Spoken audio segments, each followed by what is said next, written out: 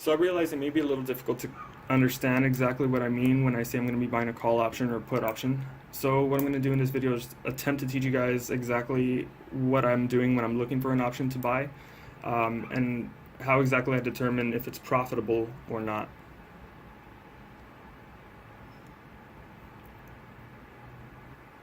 So what we're looking at right here is a typical options chain window. You always have the calls on your left-hand side. You always have the puts on your right-hand side.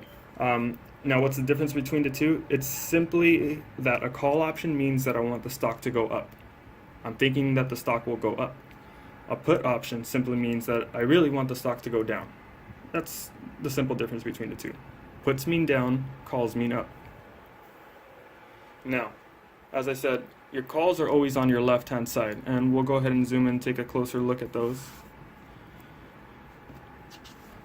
Now, if your platform broker doesn't already have the Greeks enabled on your layout, go ahead and tinker with your settings and figure out how to enable them on your layout.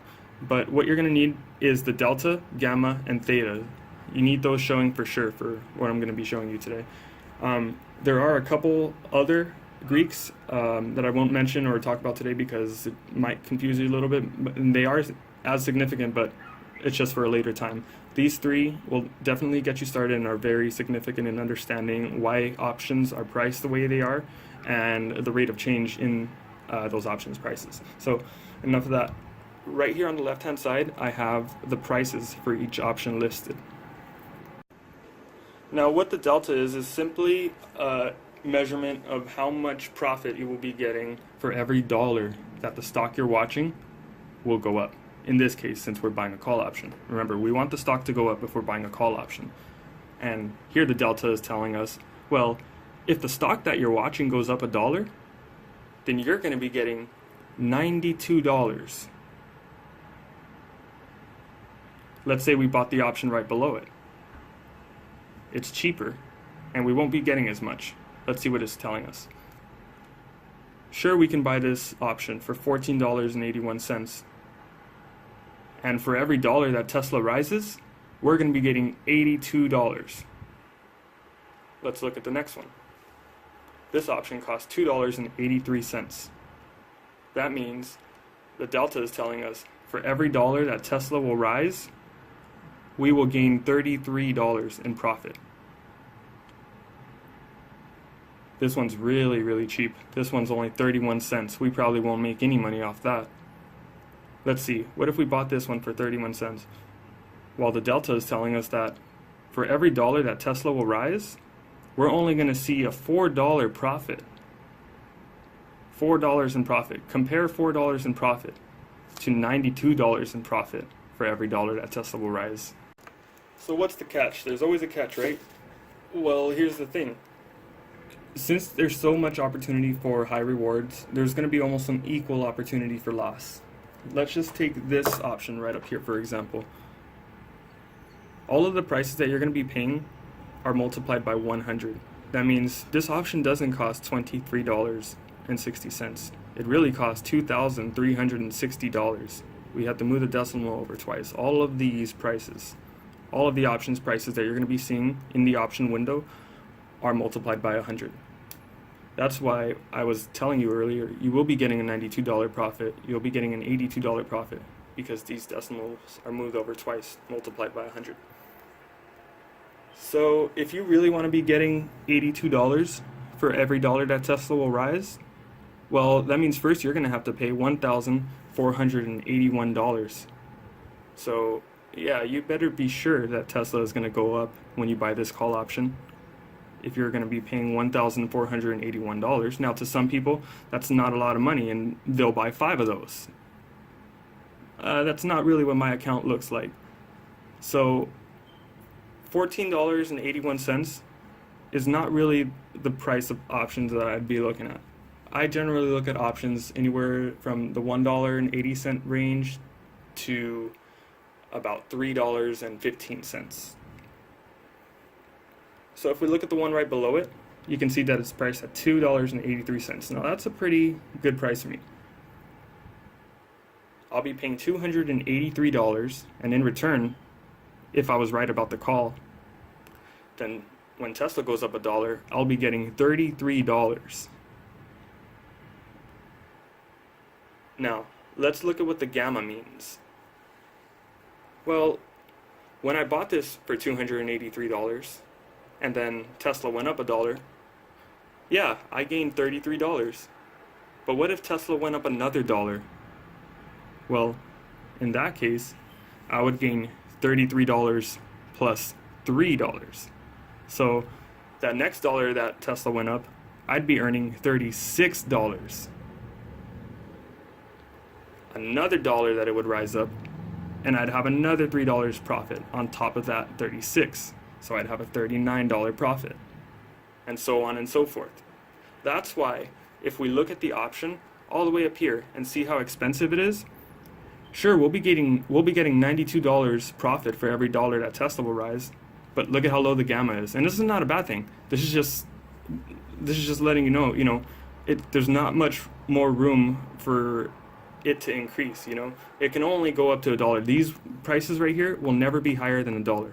So the max that this will go up to is $1. So understand that as these delta prices start going up, your gamma is going to get a little slower because it can only go up to $1. Let's go ahead and talk about what theta means. Now, theta simply represents time decay, and the way you can understand it is that if you're holding an option overnight, the theta will apply to you for sure. I don't ever hold options overnight anymore, and that's a story for a later time, but I'm going to explain to you what they mean, that way you don't kind of make the same mistakes that I did. So if you were to buy this option, $2,360, right? If you held it overnight, you're going to be losing 16 cents on the value of that option. Every night that you hold it, you will lose 16 cents in value of that option. Now, remember, what we're trying to do here is buy for a low price and sell for a higher price. If I'm buying this option for $2,360, shoot, I may want to sell it later on in the daytime for $2,400, and that's a really good profit, But the thing is, you have to remember time decay. The more expensive the options are, the lower the time decay is going to be, because they're less risky. But the options that are cheaper in price are going to have a more expensive time decay. For example, the options that we would purchase, a $2.83 one, well, remember, you don't just buy one option at a time. Normally, you buy maybe 2 or 3, and we'd be losing 31 cents off the value of our option price for every day that we hold it.